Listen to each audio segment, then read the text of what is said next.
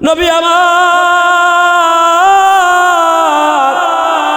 নিজের পবিত্র জান হাতা খুলে দিয়া ঘুঘু পাখিকে বললেন ভিতরে ঢুকে আশ্রয় নাও।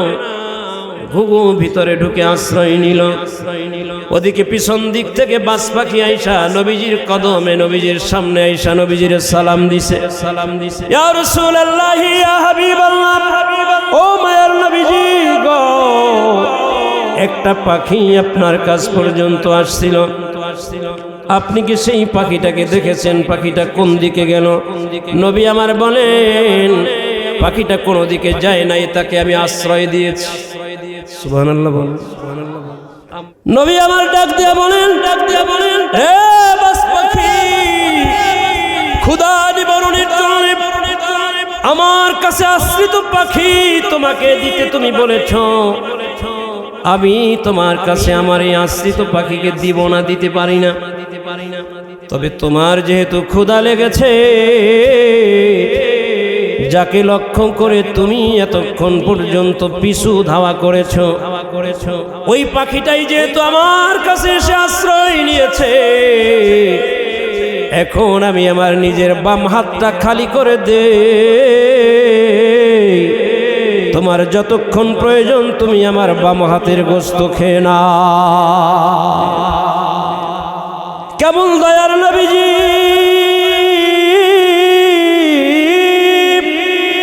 এ ভাইরা, নবীজির কলিজার টুকরা আনসারী সাহাবী হযরতে উসাইদ ইবনে হুদাইর রাদিয়াল্লাহু তাআলা আনহু কয়েকজন সাহাবায়ে কেরামদেরকে নিয়ে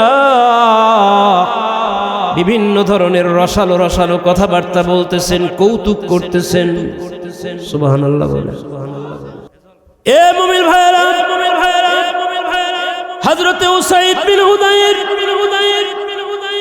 রাদিয়াল্লাহু তাআলা আনহু রসালো কথা বললেন, সঙ্গীদেরকে তৃপ্তি দিচ্ছেন, সঙ্গীরাও আনন্দ পাচ্ছে, সবাই মিলে বসে কথাগুলো শুনতেছেন। ঠিক সেই সময়ে আপনার আমার মায়ার নবীজি রাসূলুল্লাহ সাল্লাল্লাহু আলাইহি ওয়াসাল্লাম সেই মজলিসের মধ্যে এসে হাজির হলে হুজুর একটা লাঠি নিয়া, কাঠের খণ্ড নিয়া, লাকড়ি নিয়া উসাইদ বিন হুদাইর রাদিয়াল্লাহু তাআলা আনহুর পিঠের মধ্যে, পাজরের মধ্যে একটা খোসা দিলেন। সুবহানাল্লাহ। হুজুর কি করছেন? খোসা দিছেন একটা। আচ্ছা বলেন, অনেক সময় বড় আঘাত বন্ধুত্বের ছলে আমরা মাইনা নেই, মানি না, বড় আঘাত কিন্তু বন্ধুত্বের ছলে আমরা মাইনা নেই। আবার অনেক সময় সাধারণ বিষয় আমাদের মাইন্ডে বেজে গেলে সাধারণ বিষয় নিয়ে তুমুল ঝগড়া লেগে গেছে, লাগে না? তা নবী আমার কি করছে? লাকড়ি দিয়া একটা খোসা দিছে। উসাইদ বিন হুদাইর রাদিয়াল্লাহু তাআলা আনহু বইলা উঠলেন, হুজুর আপনি আমারে খোসা দিলেন? সুবহানাল্লাহ বলেন। নবী কি বলছেন? দেই নাই না, নবী বলছেন হাদিস। নবী আমার এই কথা বলেন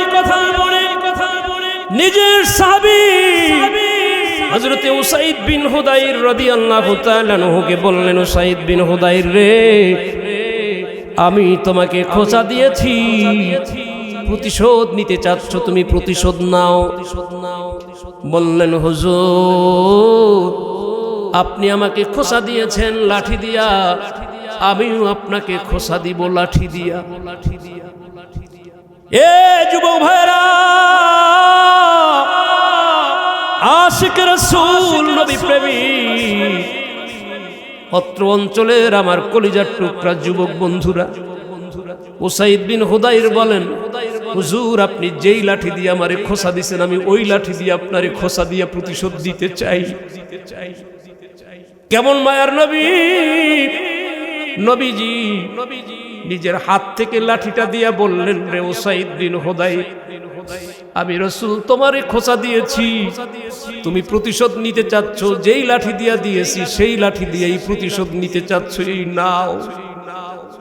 সুবহানাল্লাহ বলেন। গভীর মনোযোগ, এ মুমিন ভাইরা রে, নবী আমার লাঠি হাত থেকে উসাইদ বিন হুদাইরের হাতে তুলে দিলেন। এইবার আমার নবী বলেন, রে উসাইদ বিন হুদাইর, প্রতিশোধ গ্রহণ করো। উসাইদ বিন হুদাইর আবার বলে, নবী গো, আপনি আমাকে যখন খোঁচা দিয়েছিলেন তখন আমি খালি গায়ে ছিলাম।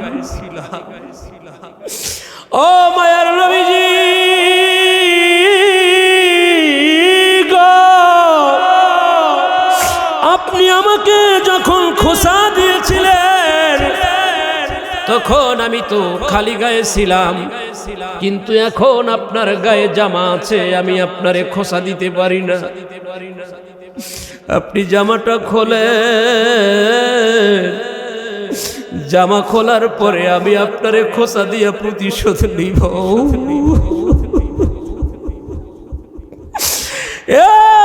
কলিজার টুকরা যুবক বন্ধুরা রে, ঘরে অবস্থানরত আমার সম্মানিত মা বোনেরা রে, আমার নবীজি এই কথার পরে তিনি নিজের হাতে নিজের জামাটা খোলা শুরু করলেন। মজলিসের মধ্যে নবীর কলিজার টুকরা সবচেয়ে আশিক সাহাবী হযরত আবু বকর সিদ্দিক রাদিয়াল্লাহু তাআলা আনহু ছিলেন। উসাইদ বিন হুদাইরকে গিয়া জড়াই ধইরা বলতেছে, রে ভাই, নবী তোমারে আদর কইরা একটা খোসা না হয় দিছে, প্রতিশোধ যদি নিতেই চাও তাইলে আমি আবু বকরকে যতটা পারো খোসা দিয়া প্রতিশোধ নাও, আবার নবীর গায়ে তুমি খোসা দিয়া প্রতিশোধ দিও না। সাহাবীরা সবাই প্রত্যেকের অবস্থান থেকে এই দাবি পেশ করতেছে, ও উসাইদ বিন হুদাইর, আমার মায়ার নবীর গায়ে তুমি আঘাত দিবা, প্রতিশোধ গ্রহণ করবা, এইটা কোন রূপেই আমরা মানতে পারি না। যদি প্রতিশোধ না, আমাদের প্রত্যেকের মধ্য থেকে তোমার যাকে পছন্দ তাকে তুমি একাধিক আঘাত কইরা প্রতিশোধ নাও, তবুও মায়ার নবীজির গায়ে আঘাত দিও না। উসাইদ বিন হুদাইর বলে, ভাইয়েরা, এটা আমি করব না, যিনি আমাকে আঘাত করেছেন তার বদৌলতে আমি তোমাদের কারো গায়ে আঘাত করব না, বরং আমার গায়ে যিনি আঘাত দিয়েছেন আমি তাকে আঘাত করে প্রতিশোধ নিতে চাচ্ছি। নবী আমার বলেন, রে সাহাবীরা, আমি তাকে আঘাত করেছি, অতএব আমার আঘাতের প্রতিশোধ সে আমার থেকে নিবে, তোমরা বারণ করো না, প্রতিশোধ নিতে দাও।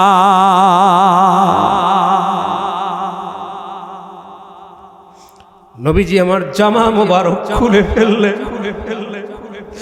এইবার উসাইদ বিন হুদাইর রাদিয়াল্লাহু তাআলা আনহু সেই কাষ্ঠখণ্ড হাতে নিয়ে প্রতিশোধ নেওয়ার জন্য নবীজির পিছনের দিকে চলে গেলেন। আমার ভাইয়েরা কিভাবে প্রতিশোধ গ্রহণ করলেন একটু পরে বলবো। আছেন কারা কারা কারা কারা আছে? নারায়ে তাকবীর, নারায়ে রিসালাত। আছেন কিছুক্ষণ? কে কে আছেন আমি হাতগুলো দেখতে চাই। আপনাদের উৎসাহ, আপনাদের ভালোবাসা যদি থাকে তাহলে আরো কিছুক্ষণ চলবে। আছেন তো? চলার পক্ষে কে কে হাতগুলো উপরে রাখেন। আর যারা আর কিছুক্ষণ না শুনে এখনই মোনাজাত দিতে বলেন তারা হাতগুলো নামায় ফেলেন।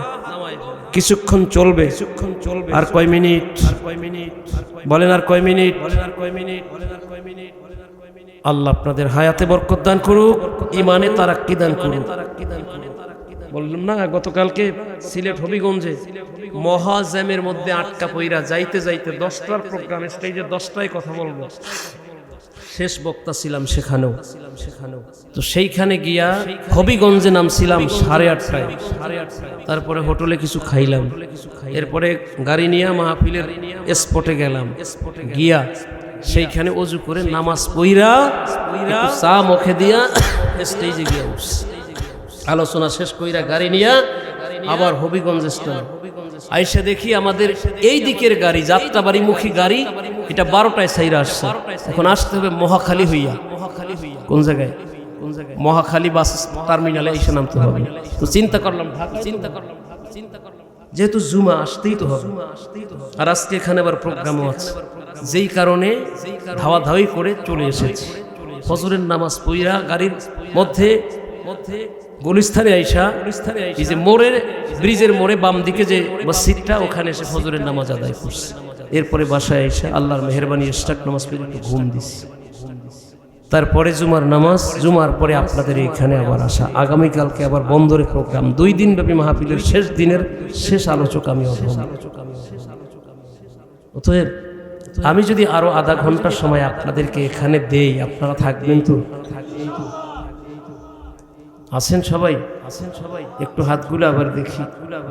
আমার কলিজার টুকরা প্রিয় যুবক ভাইয়েরা, আমার কাছে খুব আশ্চর্য ভালো লেগেছে যে এখানে যে আপনাদের আজমতপুর আমতলা দাফন কাফন নামের একটা সংগঠন, কমিটি, অরাজনৈতিক একটা সংগঠন, কতিপয় যুবক, কতিপয় ছোট্ট ছোট্ট বাচ্চাদেরকে নিয়ে তৈরি করেছে। এটা কি একটা ধন্যবাদ পাওয়ার মতো একটা কাজ এরা করে নাই?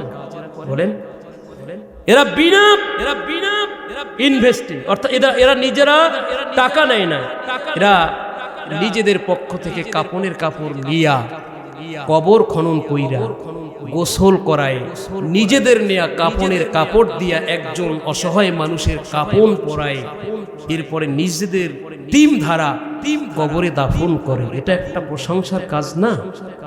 বলেন, প্রশংসার কাজ না? কত বড় উদার, কত বড় মহৎ একটা কাজ। কাপনের কাপড়হীন অনেক মানুষ রাস্তায় পড়ে আছে, অসহায় মানুষ, অথবা বাবা সামান্য উপার্জন করতেন, তা দিয়ে পরিবার চলতো, ছেলে নাই, মেয়ে নাই, স্ত্রী ঘরে আছে, এখন কেমনে দাফন দিবে? ঋণ করতে হবে, মানুষের থেকে ঋণ করে দিতে হবে। এই মানুষগুলোর পাশে গিয়ে আমার কলিজার টুকরা ভাইয়েরা এই যে একটা মহৎ উদ্যোগ নিয়েছে, আপনারা এটাকে সাধুবাদ জানিয়েছেন। কমিটিতে অনেক লোক যুক্ত হয়েছেন, আলহামদুলিল্লাহ, আপনাদেরকে ধন্যবাদ। আপনারা এই কাজের সাথে যারা জড়িত, রত্র অঞ্চলের শ্রদ্ধাভাজন মসজিদের ইমাম, খতিব মহোদয়গণ, তারাও এটাকে সাধুবাদ জানিয়ে তারাও তাদের আঙ্গিকে চেষ্টা করে এটাকে আরো উত্তরোত্তর উন্নতির দিকে প্রচার প্রসারের মাধ্যমে এই খ্যাতমতকে যাতে আরো বেশি সুদূর প্রসারী খ্যাতমতে পরিণত করানো যায়, এজন্য অত্র অঞ্চলের ইমাম, মুয়াজ্জিন, ওলামায়ে কেরামরা তারাও এর সাথে যুক্ত হচ্ছেন। কথা বলেন ঠিক কিনা? তারাও একটা ধন্যবাদ পাওয়ার দাবিদার কিনা? বলেন, তারাও ধন্যবাদ পাওয়ার দাবিদার কিনা? আমার ভাইয়েরা, আমাদের নবীকে আমরা ভালোবাসবো জীবনের চেয়েও বেশি। কথা বলেন, মদিনা শরীফ যেতে মন চায় কার কার? যাবেন? মন চাচ্ছে? আমি অধমে বছরও আল্লাহ যদি মঞ্জুর করে হজে যাচ্ছি, আলহামদুলিল্লাহ বলেন।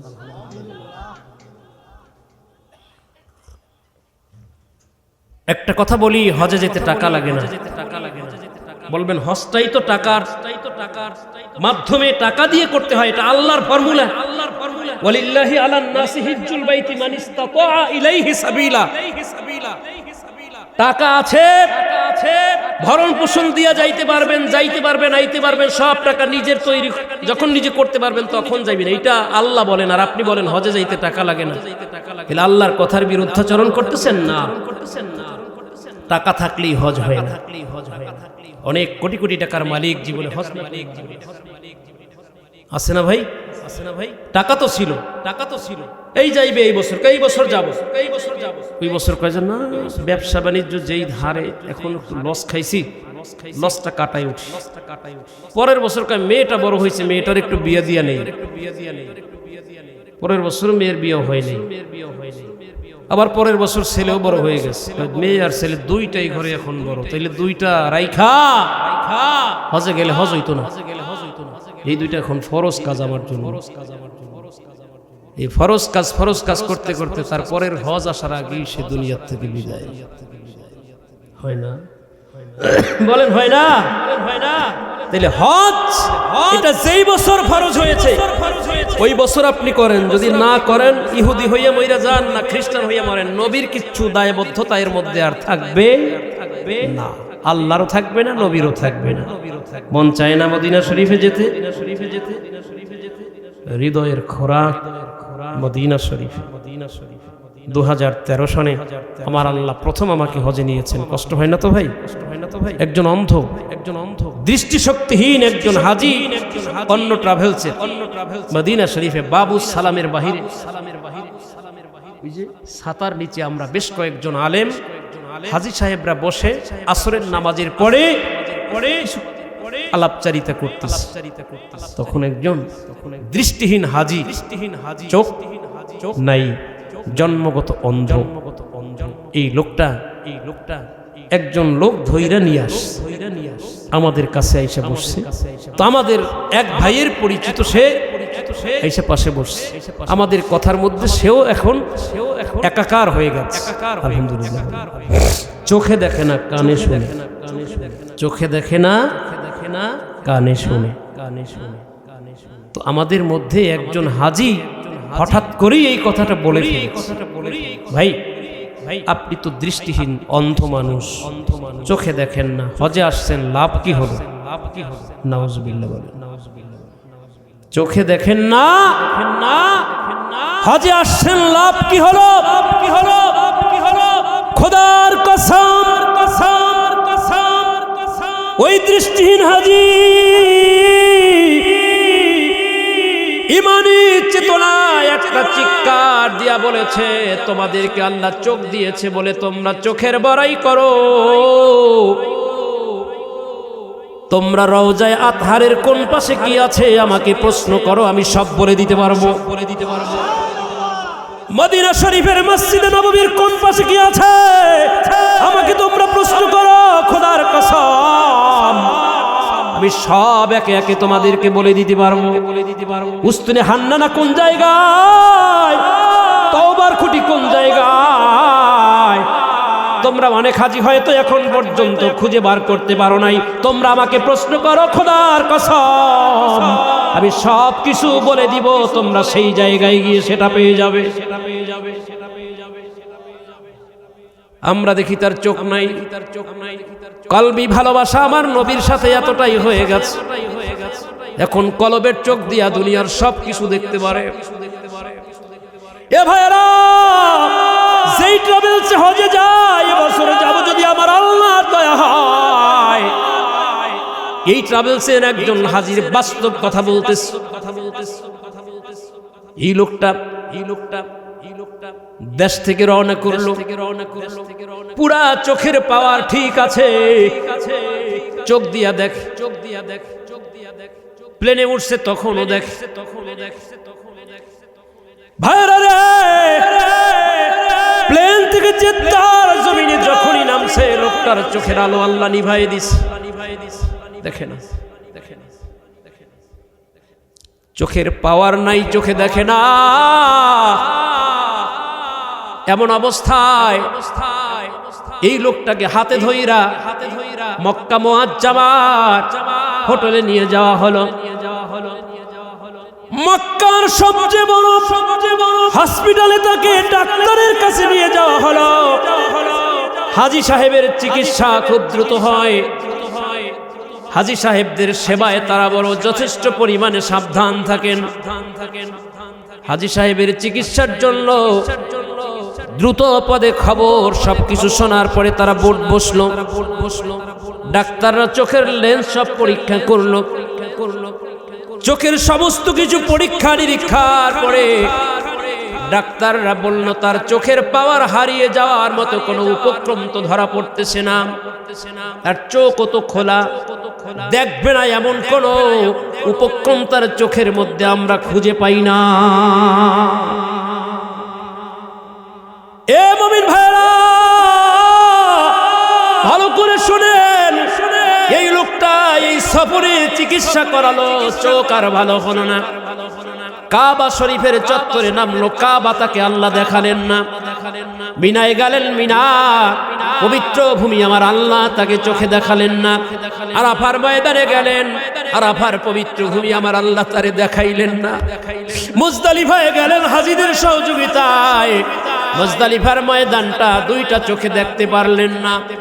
হজ শেষ, এইবারে হাজিরা কাফেলা নিয়া মদিনা শরীফের দিকে রওনা হয়েছে। আমাদের দেশের এক শ্রেণীর মানুষ আছে, ওরা বলে হজ হয় মক্কায়, মদিনায় যাওয়ার কোনো দরকার নাই। আছে কিনা? নবী আমার বলেন, মান সারা কবরি ওয়াজাবাত লাহু শাফাতি, আমার উম্মতদের মধ্যে যারা আমি রাসূলের রওজা শরীফ জিয়ারত করলো তাদের জন্য সুপারিশ আমি রাসূলের জন্য ওয়াজিব হয়ে গেল। মান সারা কবরি বাদা মাউতি কানা কামান সারানি ফি হায়াতি, আমার যে উম্মত আমি রাসূলের ওফাতের পরে আমার রওজা শরীফ আইসা জিয়ারত করলো, সেজন্য আমি রাসূলের জীবদ্দশায় হায়াতে জিন্দেগিতে আমার সাথে দেখা কইরা গেল। এ ভাইরা শুধু তাই না, তোমার দিলটা এত পাষাণ কেন? নবীর প্রতি বিদ্বেষী কেন? নবী আমার বলেন, না বাইতি ওয়া মিম্বারি রাউজাতুম মিন রিয়াজিল জান্নাহ, আমার হুজরা আর আমার মেম্বার শরীফ যেইখানে দাঁড়াইয়া আমি রাসূল নিজের নামাজের ইমামতি করেছি, আমার সাহাবীরা আমার পিছনে থাইকা নামাজে ইক্তেদা করেছে, এই দুইটা জায়গার মাঝখানের জায়গাটা হলো রিয়াজুল জান্নাহ। দুনিয়ার মধ্যে বেহেশতের খণ্ড, এ পুরা কপাল নবীর দুশমন। নবীর প্রতি তোমার বিদ্বেষ, তোমার দেখতে মন চায় না ভালো কথা, মদিনায় যেতে মন চায় না, এইটা তোমার নিজের কথা। কিন্তু রে ভাই, নবী প্রেমিকদেরকে মদিনায় যাওয়ার থেকে নিষেধ কইরো না। মদিনা মদিনা আশিক মুমিনের ঠিকানা, বলেন না মদিনা মদিনা আশিক মুমিনের ঠিকানা, বলেন মদিনা মদিনা মদিনা মদিনা আশিক মুমিনের ঠিকানা। এ বাবিল ভাইরা রে, সেই মদিনা শরীফে যেতে বাধা দিও না। সেই মদিনায় মদিনার আশিকদেরকে যাওয়ার ক্ষেত্রে তুমি বাধা দিও না। তুমি জানো না, তুমি জানো না, আমার নবী বলেন, আমার উম্মত যদি উম্মতির মতো হয়, দিলটা যদি ওই রকম নিয়ে আমি রাসূলের রওজার সামনে আইসা দাঁড়াইয়া আমি রাসূলের একটা সালাম দেয়, আমি রাসূল তাদের সালামের যে জবাবটা দেই, আমার উম্মত নিজের কানে আমি রাসূলের আওয়াজটা শুইনা ফেলে।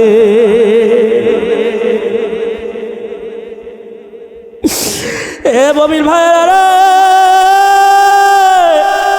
অতএব আমার নবীজির রওজা শরীফে যাওয়ার ক্ষেত্রে কাউকে বাধা দিও না। পারলে মদিনা শরীফে যাওয়ার জন্য মানুষকে উদ্বুদ্ধ করো। মুমিন ভাইরা রে, ওই হাজী সাহেব হজ করলো, পুরো মক্কার সময়টায় তার চোখের দৃষ্টি নাই, মদিনা শরীফে চলে গেছে, মদিনাও দেখে না। রওজা শরীফের সামনে হাজিরা ধইরা নিয়ে তারে সালাম দেওয়া, বাম পাশে রওজা শরীফ বলে দিছে, শুধু বাম পাশে নবীজির রওজা শরীফ সালাম দেন। এখন আবু বকর সিদ্দিক রাদিয়াল্লাহু তাআলা আনহু পবিত্র মাজার শরীফ সালাম দেন, সালাম দিছে। ওমর রাদিয়াল্লাহু তাআলা আনহুর মাজার শরীফ সালাম দেন, সালাম দিছে। হাজী সাহেব কিছু দেখেন, ব্যাক করছে, জেদ্দা আইসা যেই বিমানে উঠছে, সব বিমানে উঠছে। এরা আমাদের ট্রাভেলসের একজন হাজী, চিকিৎসা লাগে নাই, বিনা চিকিৎসায় চোখ ভালো হয়ে গেছে। বেয়াদবি করছে, বেয়াদবি কি করছে, বলেন কি করছে? কাবা নিয়ে কটূক্তি করেছে, যেই কারণে আমার আল্লাহ তার পবিত্র কাবা তাকে চোখে দেখান নাই। বেয়াদবি করো না, তাকদীর নষ্ট হয়ে যাবে। কথা বলেন, তাকদীর বরবাদ হয়ে যাবে। মুআজ্জাজ হাজিরিন, কষ্ট হচ্ছে না তো? কষ্ট হচ্ছে আপনাদের? আর অল্প সময় ব্যাটারি চার্জ আছে তো? কার কার ব্যাটারি চার্জ আছে দেখি না। আল্লাহু আকবার। চলবে। একটা ঘটনা বলেই শেষ করে দেই। আমাদের ভালোবাসা কেমন হবে নবীর প্রতি? সাহাবায়ে কেরামদের ভালোবাসা নবীর প্রতি কেমন ছিল, আর আমাদের ভালোবাসাটা কেমন হবে? নবীজি কি আমরা ভালোবাসি না সাহাবীরা বেশি ভালোবেসেছেন? বলেন।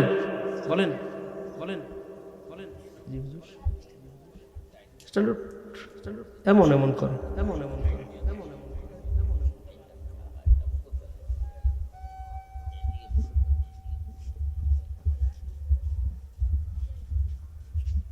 থাকতো না, মনে থাকুক না, কুড়ুর করে না, এটা বয়স হয়ে গেছে। ওই যে মাইক ভালো আছে, গতকালকে রাত্রের মাইকও খুব ভালো ছিল। চৈত্য দরবারে ছিলাম, 21, 22, 23 যথেষ্ট ভালো মাইক। এবছর খুব বিপদগামী মাইক খুব কম পাইছি। আজকের মাইক আলহামদুলিল্লাহ ভালো। আব্বা দোয়া করি আপনার জন্য। তো আমার নবীর প্রতি ভালোবাসা আমাদের বেশি আছে না সাহাবীরা বেশি ভালোবাসছে? ভালোবাসতে হবে নবীজিকে নিজের জীবনের চেয়ে বেশি না কম? সবাই বলেন নাই। নবীজি যে বলছেন, আল্লাযী নাফসি বিয়াদিহি লা ইউমিনু আহাদুকুম হাত্তা আকুনা আহাব্বা ইলাইহি মিন ওয়ালিদিহি ওয়া ওয়ালাদিহি ওয়ান নাসি আজমাইন। সুবহানাল্লাহ বলেন। নবী আমার বলেছেন, তোমরা কেহ ততক্ষণ পর্যন্ত পূর্ণ মুমিন হতে পারবে না, পূর্ণাঙ্গ মুমিন হবে না যতক্ষণ না তুমি তোমার নিজের জীবনের চেয়ে, কিসের চেয়ে? তোমার জীবনের চেয়ে, মায়ের চেয়ে, বাবার চেয়ে, স্ত্রীর চেয়ে, ছেলের চেয়ে, মেয়ের চেয়ে, ভাইয়ের চেয়ে, জাগতিক সম্পদ, বিল্ডিং, বাড়ি, গাড়ি, মিল, ইন্ডাস্ট্রি, সব আমাকে বেশি ভালো না বাসতে পারবে, ততক্ষণ পর্যন্ত মুমিন হওয়ার সুযোগ নেই। সুবহানাল্লাহ। এ ভাই, ওমর রাদিয়াল্লাহু তাআলা আনহু নবীজিকে ভালো বেশি বাসতেন না কম বাসতেন? ওমর রাদিয়াল্লাহু তাআলা আনহু নবীজির দরবারে একদিন আসছেন। আব্দুল্লাহ বিন হিশাম রাদিয়াল্লাহু তাআলা আনহু হাদিস খানা বর্ণনা করেছেন, তাবারানী শরীফের মধ্যে এসেছে। ওমর রাদিয়াল্লাহু তাআলা আনহু একবার মসজিদে নববীতে হুজুরের সামনে এসে বলতেছেন, ইয়া রাসূলুল্লাহ, আমি আপনাকে আমার জীবন ছাড়া বাকি সব কিছুর থেকে বেশি ভালোবাসি। কি থেকে? জীবনটা রাইখা বলতেছে, হুজুর আমার জীবনের চেয়ে আপনাকে অন্যান্য সব কিছুর চেয়ে, আমার জীবন ব্যতীত বাকি সবচেয়ে বেশি আপনারে ভালোবাসি। নবী আমার বললেন, না, লা ওয়াল্লাযী নাফসি বিয়াদিহি হাত্তা আকুনা আহাব্বা ইলাইকা মিন নাফসি। না ওমর, তুমি যে ফর্মুলা নিয়ে আসছো এতে ঈমান হয় নাই। তুমি যতক্ষণ পর্যন্ত না তোমার নিজের জীবনের চেয়ে আমাকে বেশি মহব্বত করতে পারবা, ততক্ষণ পর্যন্ত তুমি কামেল মুমিন হতে পারবা না। সুবহানাল্লাহ বলেন। আর এই কথাটা যখন বলছিলেন হুজুর বেয়াদবি নিয়ে, আমার নবীজি এইভাবে ওমর রাদিয়াল্লাহু হাত ধইরা বলছেন, না ওমর, তোমার ঈমান পূর্ণ হয় নাই। তুমি যতক্ষণ পর্যন্ত না তোমার জীবনের চেয়ে আমি রাসূলকে বেশি মহব্বত করতে পারবা, ততক্ষণ পর্যন্ত কামিল মুমিন হতে পারবে না। হুজুর বেয়াদবি নিয়ে আমার নবীজি হাত ধইরা ওমর রাদিয়াল্লাহু তাআলা কথা বলার পরে ওমর রাদিয়াল্লাহু তাআলা বলছেন, ইয়া রাসূলুল্লাহ, ইয়া হাবিবাল্লাহর কসম, আমি এখন থেকে আপনাকে আমার জীবনের চেয়ে বেশি ভালোবাসি। সুবহানাল্লাহ বলেন। আমাদের নবীজিকে আমরা ভালোবাসবো সেইভাবে। কথা বলেন ঠিক কিনা? আছেন তো আব্বাসীরা? এই যুবক ভাইরা কিছু সময় আছেন না? তাহলে আর একটা ঘটনা বাড়াই দেই, ছোট্ট একটা ঘটনার সাথে ঢুকাই দেই। আছেন না? ইমাম সাহেবের একটু কষ্ট হচ্ছে, বুঝতে পারছি। আলেম মানুষ আটকাই দিয়েছে। আজকে রাত্রে ইমাম সাহেব হুজুরের সাথে আমি খানা খাবো। একজন নেককার আল্লাহওয়ালা একজন আলেমের সাথে একত্রে খাবার খাইলে আল্লাহ যদি তার ওসিলা আমারে মাফ করে, এই তামান্না নিয়ে হুজুরের সাথে নিয়ে কর্তৃপক্ষকে জানালাম, এখানে ওলামায়ে কেরাম যারা আছেন সবাইকে আমার সাথে বসাই দিবেন। যা আছে, যদি আয়োজন আপনাদের কম থাকে, যা থাকবে ভাগ করে সবাই খাবো। আমরা ওলামায়ে কেরাম এক জায়গায় বসে সবাই মিলে খাবো। প্রয়োজনে এক জায়গায় বসে এক প্লেটে দিয়ে দিবেন, অল্প থাকলে সবাই মিলে খেয়ে যাবে। পারা যাবে না? কর্তৃপক্ষের কাছে আমার দাবি, ওলামায়ে কেরামদেরকে আপ্যায়ন না করে ছাড়বেন না। তারা আমার চেয়ে অনেক ভালো বক্তা। হয়তো আজকে এখানে দাওয়াত করেন নাই, তারপরও একজন আলেম তিনি এই মাহফিলে এসেছেন, এটা তার অন্তরের ভিতরে খুলুসিয়াত আছে, এই জন্য আসছেন, তা না হলে আসতেন না। আর আমি যেহেতু তাদের সাথে একটু আলাদা আঙ্গিকের, আমরা আলিয়ায়, আবার সালিহি স্বভাবতই অনেকে জানে যে সালিহি তো কাজী সারসিনা দরবারের লোক আসতে, সেখানে আমি যাবো কেন? হুজুরের ভিতরে এই একটা এটাকে কি বলেন আপনারা, জার্ম থাকতে পারতো, কিন্তু রাখেন নাই। আইসা বসে আছেন, আমাদের মধ্যে আন্তরিকতা আছে। আল্লাহ যেন এই আন্তরিকতা নাজাতের জন্য কবুল করেন, বলেন আমিন। গোটা পৃথিবীর মুসলিম উম্মাহকে একত্র করার জন্য আল্লাহ ওলামায়ে কেরামদের ভেদাভেদ দূর করে দেন, বলেন আমিন। ইস্যুভিত্তিক ঐক্য হবে। কোন মানুষ যদি আমার নবীজিকে পাপী বলে, আমরা তার সাথে ঐক্য করতে পারি না, তবে বৃহৎ স্বার্থে তার সাথে ঐক্য হবে। কিন্তু যদি কখনো ওই মানুষটা আবার আমার নবীজির ব্যাপারে কোনো ধরনের মন্তব্য করে, সেদিন তার সাথে এই কথার ব্যাপারে আমার সাথে কোনো ঐক্য থাকবে না। আমি সেই কথার বজ্রদীপ্ত আজে প্রতিবাদ করেই যাব, কথা বলেন ঠিক কিনা? কিন্তু অন্য কোনো ব্যক্তি, অন্য কোনো বিষয়ে, রাষ্ট্রীয় কোনো সফলতার জন্য, রাষ্ট্রীয় কোনো বিষয়ের জন্য, যেমন রাষ্ট্র ধর্ম ইসলাম, এটাকে টিকায় রাখার জন্য আমাদের সব গণনার আলেম এক হতে পারি। কিন্তু কোনো ব্যক্তি যদি বলে সাহাবায়ে কেরামরা পাপী ছিল, নবীজি ভুল করেছেন, আমরা তাদের এই কথাকে মানব না, এই কথাগুলোর জবাব আমরা হাড়ে গন্ডায় দিয়ে দিই। কথা বলেন ঠিক কিনা? আমরা এই কথাগুলো তাদের সাথে ঐক্যবদ্ধ হব না। এ কথার থেকে আমরা সম্পূর্ণ তাদের থেকে আলাদা থাকব। আমাদের আওয়াজ থাকবে বুলন্দ, তাদের বিরুদ্ধে হোক, বিশাল একটা শক্তির বিরুদ্ধে হোক, সরকারের পক্ষে যাক না কেন, আমরা সরকার চিনি না, আমরা কোনো গোষ্ঠী চিনি না, কোনো আলেম চিনি না, সে যত বড় আলেম হোক না কেন, নবীর বিরুদ্ধে কথা বললে তার মর্যাদা আমার কাছে আমার পায়ের জুতার সমান না। আল্লাহু আকবার, আল্লাহু আকবার। ঘরে ঘরে যাও, ঘরে ঘরে যাও। ইসলামের শত্রুরা নারে তাকবীর, আলহামদুলিল্লাহ বলেন, আলহামদুলিল্লাহ। আমার ভাইরা, হুনাইনের যুদ্ধ, কোন যুদ্ধ? বলেন হুনাইনের যুদ্ধ। নবী আমার মসজিদে নববীতে সাহাবায়ে কেরামদেরকে নিয়ে বসে হুনাইনের যুদ্ধের জন্য 3 জন সেনাপতির নাম ঘোষণা করলেন। সুবহানাল্লাহ বলেন। কয়জন? মনে করেন। আগামী বছর মাহফিলে এখানে অত্র অঞ্চলের 3 জন ইমামকে রাখা হবে, যাকে প্রধান বক্তা বানানো হলো। ওই দিনের মিটিং এ নাই, ওই দিনের মিটিং এ আসে নাই। তার নাম 1 নম্বরে, 2 নম্বর আছে, 3 নম্বর হুজুর হয়তো আছে, 4 নম্বর তারাও আছে, কিন্তু প্রধান যিনি, তিনি ওই মজলিসে। নবীজি 3 জনের নাম ঘোষণা দিলেন। একটা যুদ্ধ পরিচালনার ক্ষেত্রে সেনাপতি লাগে 1 জন, কিন্তু এই যুদ্ধে সেনাপতি হবেন 3 জন। তার মানে কি? সেনাপতি 3 জন হবে। কেন? প্রথম 2 জন শহীদ হয়ে যাবে। এই জন্য 2 জন শহীদ হলে 3য় নম্বরের শহীদ সে ইসলামের পতাকা উঁচু করে ধরবে। সুবহানাল্লাহ বলেন। প্রথম 2 জন কি হবে? শহীদ হয়ে যাবে। 3 নম্বরের যিনি, তিনি 2য় জন শহীদ হওয়ার পরে পতাকা হাতে ধরবেন। আলহামদুলিল্লাহ বলেন। প্রধান সেনাপতি হযরত হুযায়ফা রাদিয়াল্লাহু তাআলা অনুপস্থিত। নবীজি নাম ঘোষণা দিলেন। নাম ঘোষণা দিয়া গভীর মনোযোগ। নবীজি নাম ঘোষণা দিয়া একটা চিঠি লিখলেন। কি লিখতেছেন? চিঠি। মিনাল মাদিনাতিল মুনাওয়ারা কাতাবনা ইলা হুযায়ফা আনা নাবিয়্যু মুহাম্মাদুর রাসূলুল্লাহ সাল্লাল্লাহু আলাইহি ওয়াসাল্লাম। সবাই তো বলেন নাই, দুশমনী আছে। নবীজি কি বলছেন জানেন? আল বাখিলু মান যুকিরতু ইনদাহু ফালাম ইউসাল্লি আলাইয়া। সবচেয়ে বড় কৃপণ ব্যক্তি সে যার সামনে আমার নাম উচ্চারিত হলো অথচ আমার উপরে দরুদ শরীফ পড়ল না। ওইটা সবচেয়ে বড় কৃপণ, বখিল। দান করেন না, এতে তো কিপটামি করেনি। কিন্তু নবী আমার বলেন আমার নাম শুই না দরুদ পড়লো না, সে হলো সবচেয়ে বড় কৃপণ, বখিল।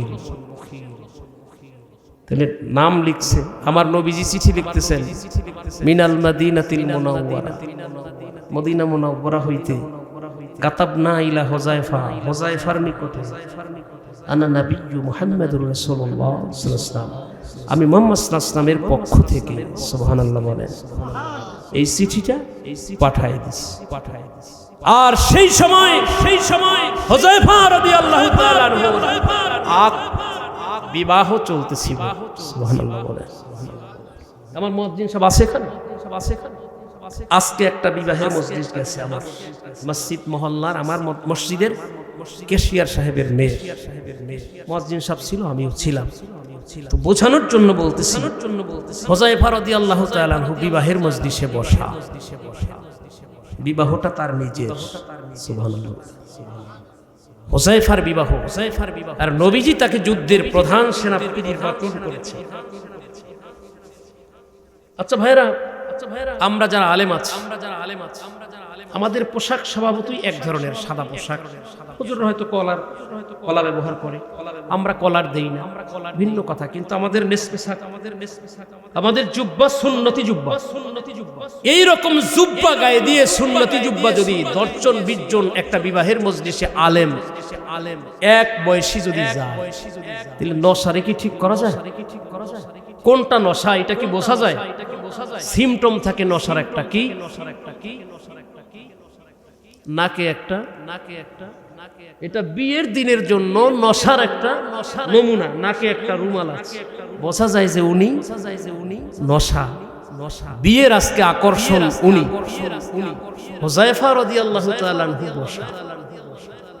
নবীজির পক্ষ থেকে একজন চিঠিবাহক ওই বিবাহের মজলিস উদ্দেশ্য করে মসজিদে নববী থেকে হুজুরের লেখা চিঠি নিয়ে আসতেছেন।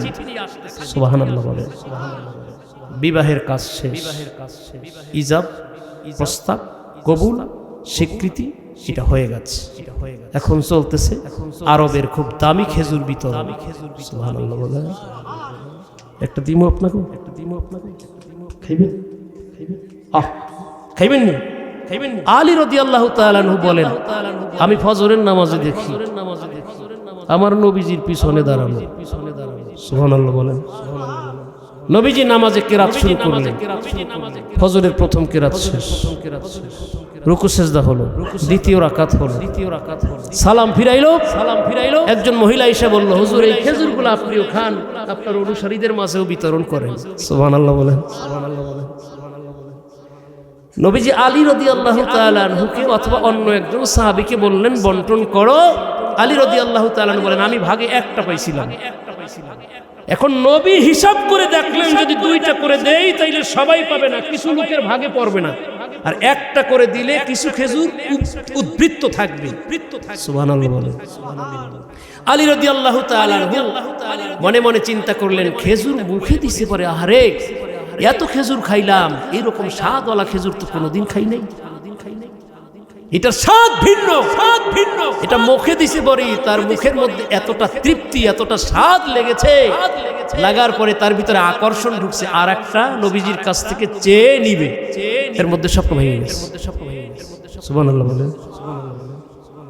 কি আশ্চর্যতম ঘটনা! ফজরের নামাজ পড়তে মসজিদে গেছে খলিফাতুল মুসলিমিন আমিরুল মুমিনিন হযরত ওমর রাদিয়াল্লাহু তাআলা আনহু মসজিদে নববীর তখন ইমাম, তিনি খলিফা। নামাজে তিনি দাঁড়াইছেন, আলী রাদিয়াল্লাহু তাআলা পিছনে মুক্তাদি হিসেবে দাঁড়াইছে। তো ফজরের নামাজে প্রথম নবীজি যেই কিরাত পড়ছেন, দেখেন ওমর রাদিয়াল্লাহু তাআলা সেই কিরাত দিয়ে প্রথমে ফজরের নামাজ প্রথম রাকাত পড়াচ্ছেন। মিলে যাচ্ছে দ্বিতীয় রাকাত আমার নবীজি যেই নামাজ যেই কেরাত দিয়া দ্বিতীয় রাকাতের শেষ রাকাত অর্থাৎ দ্বিতীয় রাকাতে সূরা ফাতিহার পরে যেই কেরাত নবীজি পড়াইছেন ওমর রাদিয়াল্লাহু তাআলা আনহু আজকে সেই তেলাওয়াত দিয়া দ্বিতীয় রাকাতও শেষ করতেছেন। জোরে বলেন মজার কথা। নামাজ শেষ ওমর রাদিয়াল্লাহু তাআলা যখন মনে মনে চিন্তা বসা, আলী রাদিয়াল্লাহু তাআলা মনে মনে চিন্তা করেন নামাজের মধ্যে তো কেরাতের মিল পাইলাম, খেজুর আসে কিনা দেখি ওই দরজা দিয়া। তাকায় আস, কতক্ষণ পরে দেখে একজন বৃদ্ধ মহিলা, এই বৃদ্ধা আয়েশা কিছু খেজুর নিয়ে খলিফাতুল মুসলিমিন আমিরুল মুমিনিনের ডাক দিয়ে বলে, খলিফা আমার নিজের বাগানের কিছু খেজুর হাদিয়া নিয়ে আসছি, আপনিও খান, এদেরকেও দেন। হুবহু এই কথাটা এভাবেই স্বপ্নেও শুনছিল, চোখ বড় হয়ে গেছে। কষ্ট হচ্ছে না তো? রে মুমিন ভাইরা আমার নবীজির কলিজার টুকরা সাহাবী হযরত আলী কাররামাল্লাহু ওয়াজহাহু এইবার দেখেন ওমর রাদিয়াল্লাহু তাআলা আনহু খেজুরগুলো কি করেন। খেজুর বন্টনের জন্য একজনকে অথবা আলী রাদিয়াল্লাহু তাআলা আনহুকে বললেন, দেখো তো মানুষ গণনা করো। হুজুর খেজুর যদি দুইটা দেই তাইলে কিছু লোকে পাইবে না, আর একটা কইরা দিলে কিছু লোক সবাই পাবে, তারপরে কিছু উদ্বৃত্ত থাকবে, তাই করো একটা কইরা দাও। সুবহানাল্লাহ। খেজুর খাইয়া নিজের ভাগেরটা মুখে দিছে, রাত্রে স্বপ্নে খেজুর খাওয়ার পরে জিহ্বায় যেই স্বাদটা লাগছিল,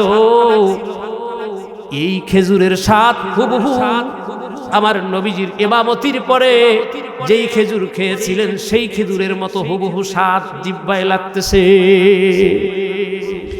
এইবার আলী রাদিয়াল্লাহু তাআলা আনহু মনে মনে চিন্তা করেন, আমি স্বপ্ন যুগে নবীজির কাছে গিয়া বলি নাই, ইয়া রাসূলুল্লাহ ইয়া হাবিবাল্লাহ আমারে আর একটা খেজুর দেন। আমি মনে মনে চিন্তা কইরা আগাইছিলাম, স্বপ্ন ভাঙা গেছে। কিন্তু আমার ভাই আমার নিজের সম্মান বিবেচনা কইরা তার কাছে দাবি করলে আমারে না দিয়া থামবে না, দিবে আর একটা। এত স্বাদওয়ালা খেজুর আমি তো আগে কখনো খাই নাই। সাহস কইরা সামনে গিয়ে হাত পাইতা দিস, এ আমার ভাই, ভাই ওমর খেজুরটা বড় স্বাদ লেগেছে, আরো অনেক খেজুর আপনার কাছে আছে, আপনি আমারে একটা খেজুর দেন। কি করেন? আমার একটা খেজুর দেন। খলিফাতুল মুসলিমিন আমিরুল মুমিনিন হযরত ওমর রাদিয়াল্লাহু তাআলা আনহু বলেন, ভাইজান গত রাত্রে আমার নবীজির কাছে কিন্তু খেজুর আপনি চান নাই। যদি আমার নবীজির কাছে হাত পাইতা খেজুর আর একটা নিতে পারতেন। এ ভাই আলী রে, আমি আপনারে খেজুর দিতাম, যেহেতু নবীজির কাছ থেকে খেজুর আপনি চেয়ে রাখতে পারেন নাই, আমি আজকে আপনাকে আর একটা খেজুর দিব না। মুমিন ভাইরা রে, হযরত হুযায়ফা রাদিয়াল্লাহু তাআলা আনহু বিবাহের অনুষ্ঠানে খেজুর বিতরণ চলতেছে, এই জায়গা থেকেই গেছিলাম, মনে আছে না? খেজুর বিতরণ চলতেছে, কেউ খেজুর পেয়েছে, কেউ এখনো খেজুর পায় নাই। মনে করেন আমার কামাল ভাই পাইছে, ইমাম সাহেব পাই নাই, সামনে আপনারা দুই একজন পাইছেন, দুই একজন হাত পাইতা বৈশা আছেন। বিয়ের দিনের খাওন, বিয়ার বাড়ি যে কত মজা, খালি খাওন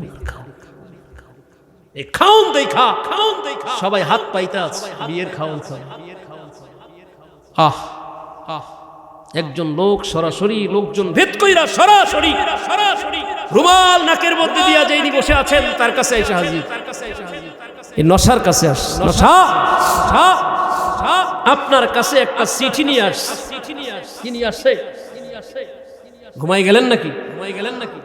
ঘুমান নাই কে? একটু হাতগুলা দেখি তো। আল্লাহু আকবার। আছেন তো তাইলে সজা, একটা কি নিয়ে আসছে? চিঠি নিয়ে আসছে। এখন এই মজলিসের মধ্যে এখন যদি কেউ স্টেজে আসে তাহলে সে আসবে এই পাশের রাস্তা দিয়ে। মেহমান যদি আরো কেউ আসে তাহলে তারা আসবে পাশের রাস্তা দিয়া। কিন্তু যদি কেউ একবারে সোজা মাঝখান দিয়া আপনাদের ঘাড়ে আপনাদের হাতে পায়ে আঘাত কইরা কইরা যদি এই দিকে আসে তাহলে আপনারা সকলে ওই লোকটার দিকে তাকায় থাকবেন। এই লোকটা কে, পাগল নাকি? কথা বলেন। একটা লোক আসতেছে, তিনি ডাইন বাও চিন্তা করেন, পাশ দিয়ে আসবে সেই চিন্তা নাই, সোজা একদম আইসা হুযায়ফার হাতে চিঠি দিয়েছে। সুবহানাল্লাহ।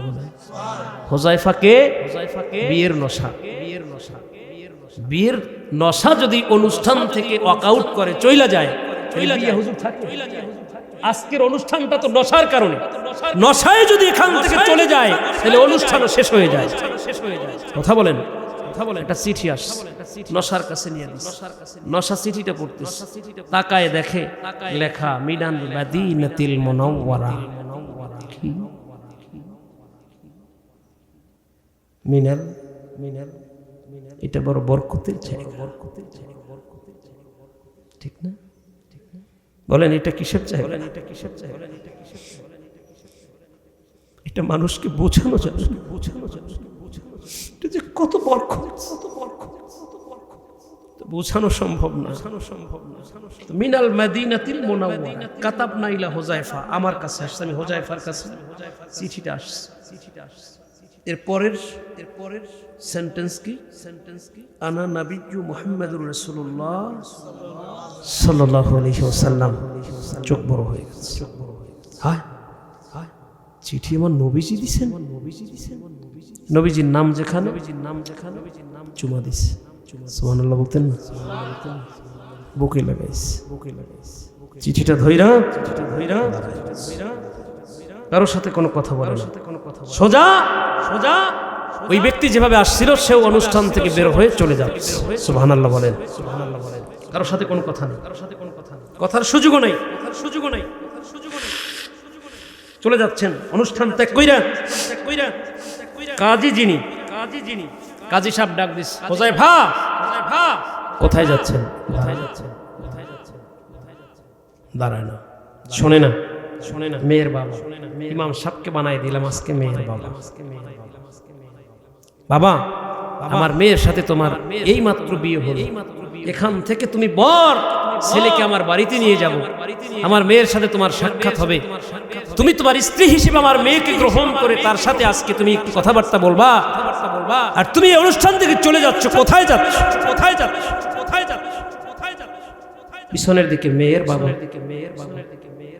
কথার তো জবাব দেয়া লাগে, কাজীর কথার জবাব নাই। মেয়ের বাবা আজকে শ্বশুর হয়েছেন প্রথম, বলতেছেন বাবা আমি আপনার এই কথাগুলো মানতে পারবো না, কারণ আমার নবীজি আমার কাছে চিঠি পাঠিয়েছেন। নবীজি লিখেছেন হুযায়ফা চিঠি পাওয়া মাত্র তুমি আমি রাসূলের কাছে চলে আসবে। সুবহানাল্লাহ বলেন।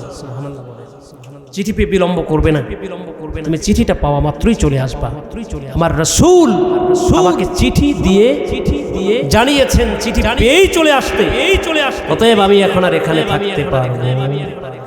আমি এই ঘটনা বলে ইনশাআল্লাহ শেষ করব, আপনাদেরকে আর বেশি কষ্ট দিব না। চলে যাচ্ছেন, পিছন দিক থেকে আবার ডাক দিলেন, বাবা বিয়ে করলা, স্ত্রীকে তো একটা নজর এখনো দেখলাম না। এরকম অনেক বিয়ে হয় না? দেখে নাই মেয়েকে, বিয়ে হয়ে গেছে, বাসর ঘরে গিয়ে দেখে। হয় না? বলেন হয় না? অনেক বিয়ে হয়, অনেক ছেলে দেখে নাই, আগে দেখে নাই, প্রথম দেখা হয় গিয়ে বাসর ঘরে। তো বাবা তুমি তো দেখলা না, একটা নজর দেখা যাও। না দেখবো কারো কোনো কথাই শুনলেন না, সরাসরি বিয়ের মজলিস থেকে উঠে মসজিদে নববীর দিকে, আমার নবীজির খেদমতের দিকে দ্রুত পদে তিনি রওনা করলেন। মসজিদে নববীতে আমার নবীজি পাশে গিয়া তিনি খুব আদবের সাথে ভক্তির সাথে গিয়া বসে পড়লেন। সুবহানাল্লাহ বলেন। এ মুমিন ভাইরা, নবীজির পাশে গিয়া ভক্তি ও শ্রদ্ধার সাথে তিনি বসলেন। নবীজি অন্যান্য সাহাবায়ে কেরামদের সাথে কথোপকথন শেষ কইরা এবার হুযায়ফা রাদিয়াল্লাহু তাআলা আনহুরে ডাক দিয়া কাছে নিলেন। নবী আমার বললেন, রে হুযায়ফা, হুনাইনের যুদ্ধে তোমাকে আমি প্রধান সেনাপতি নির্বাচন করেছি। তোমার পরে আরো 2 জন সেনাপতির নাম ঘোষণা হয়েছে। হে হুযায়ফা, যুদ্ধের জন্য এই অস্ত্রগুলো রাত জেগে জেগে তুমি ধার করবা। হুযায়ফা রাদিয়াল্লাহু তাআলা আনহুকে অস্ত্রগুলো আমার নবীজি দিলেন। তিনি আপন মনে নিজের দায়িত্ব পালন করতেছেন। ওদিকে ফজরের আজান হয়ে গেল। ফজরের আজানের পরে হযরতে হুযায়ফা রাদিয়াল্লাহু তাআলা আনহু নামাজ শেষ কইরাম নবীজি সামনে তিনি বসে আছেন। এরই মধ্যে একজন ব্যক্তি আবার একটা চিঠি নিয়া হযরতে হুযায়ফা রাদিয়াল্লাহু তাআলা আনহুর সামনে আইসা চিঠিটা তার হাতে দিয়েছেন। হযরতে হুযায়ফা রাদিয়াল্লাহু তাআলা আনহু সেই চিঠিখানা হাতে পাওয়ার পরে তিনি বিপরীত পাশে লেখা দিলেন, না আমি আসব না। কাছে চলে গেল চিঠি বহনকারী ব্যক্তি, সে চলে গেল চিঠি নিয়ে। আবার কতক্ষণ পরে আরো কিছু অন্যায় বিনয় করা কথা লেখা নিয়ে তিনি আসছেন। চিঠি দিচ্ছেন, ভাই হুযায়ফা চিঠিটা একটু পড়েন, আপনি একটু চলেন, আপনার স্ত্রীর পক্ষ থেকে আসছে। তিনি চিঠি পড়লেন না, বিপরীত পাশে আবার লেখা দিলেন, না আমি যাব না। রে মুমিন ভাইরা রে, চিঠি বললেন না, আবার চিঠি নিয়ে আসলেন। চিঠির বিপরীত পাশে আবারও তিনি না লেখা চিঠি ফিরাই দিলেন। নবীজির নজর পড়ল হুযায়ফা রাদিয়াল্লাহু তাআলা আনহুর দিকে। বারবার কে যেন কি নিয়ে আসতেছে, আর হুযায়ফা তারে ফিরাই দিচ্ছে। বন্ধুরা রে, হযরতে হুযায়ফা রাদিয়াল্লাহু তাআলা আনহু এই চিঠি ফিরাই দিলেন। নবী আমার ডাক দিলেন, হুযায়ফা কে আসে কি বলে, আর তুমি তারে বারবার ফিরাই দিচ্ছ, কারণটা কি? হুযায়ফা মৃদু আওয়াজে বলে, নবী গো, আপনি জেনেছেন যে গতকালকে আমার বিয়ে হয়েছে, বিবির সাথে দেখা হয় নাই। আমার বিবি আমার চিঠি দিয়া অনুনয় বিনয় কইরা তার সাথে দেখা দিতে যেতে বলছে। নবীজি আমার বলেন, রে হুযায়ফা, একবার না দুইবার না কয়েকবার আমি দেখলাম বিবির পক্ষ থেকে তোমার কাছে বিনয়ের সাথে চিঠি নিয়ে একজন ব্যক্তি আসতেছে। তুমি যাও,